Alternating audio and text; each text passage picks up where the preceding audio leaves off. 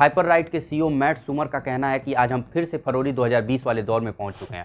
फर्क बस इतना है कि इस बार खतरा कोविड का नहीं बल्कि एआई का है और इसका असर कोविड से कई गुना ज़्यादा बड़ा होने वाला है। सोचिए, जिस सेक्टर में एक महीना एक सदी के बराबर है, वहाँ भारत का नीति आयोग अभी भी 2035 और 2047 के टारगेट को सेट कर रहा है। रिपोर्ट्स तो यह भी कहती है कि अमेरिका ने वेनेजुएला के राष्ट्रपति को पकड़ने के लिए क्लॉड एआई जैसे टूल का इस्तेमाल किया।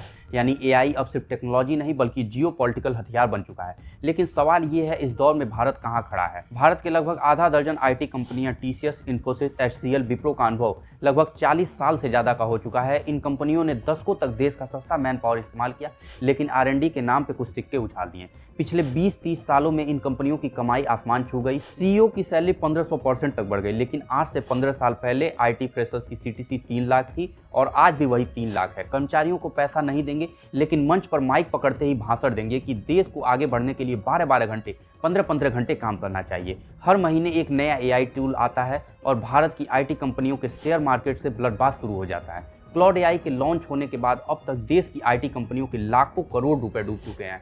सिर्फ पोस्टर लगा देने से, टेंट लगा देने से, भीड़ इकट्ठा कर लेने से कोई देश एआई लीडर नहीं बन जाता है। दिल्ली में हर जगह एआई समिट के पोस्टर लगे हुए हैं। जहां इनोवेशन की बात होनी चाहिए, वहां इवेंट मैनेजमेंट चल रहा है। आज एआई की दौड़ में अमेरिका चैट जीपीटी, जेमिनाई और क्लाउड एआई के साथ बहुत आगे निकल चुका है। वहीं पड़ोसी देश चीन डीप सीक और सीडेंस जैसे मॉडल बना चुका है और भारत वंदे मातरम में कितनी लाइनें होनी चाहिए इस पर रिसर्च कर रहा है। भारत अपनी जीडीपी का 0.65% आरएनडी में खर्च करता है, जो दुनिया की बड़ी अर्थव्यवस्थाओं में सिर्फ साउथ अफ्रीका से ज़्यादा है। आप कितने भी एआई सबमिट कर लो, कितने भी फोटोशूट करा लो, जब तक रिसर्च पे पैसा नहीं लगेगा तब तक यह देश विश्वगुरु नहीं बन सकता। दुनिया का आईटी हब होने के बावजूद एआई की बस हमसे छूट चुकी है और एआई समिट की अव्यवस्था देखकर लगता है यह किसी टेक कॉन्फ्रेंस से ज़्यादा एक मछली बाजार जैसा है। 2014 में मेक इन इंडिया लॉन्च हुआ, जोर शोर से प्रचार हुआ, इवेंट हुए। 12 साल बाद भी भारत का मैन्युफैक्चरिंग सेक्टर किसी पिछले देश की कतार में खड़ा दिखता है। आज हालात ये है कि गलगोटिया यूनिवर्सिटी चीन के रोबोडॉग को अपना इनोवेशन बताकर दुनिया भर में मजाक उड़ा रही है। एआई समिट में थर्माकोल का ड्रोन दिखाया जा रहा है।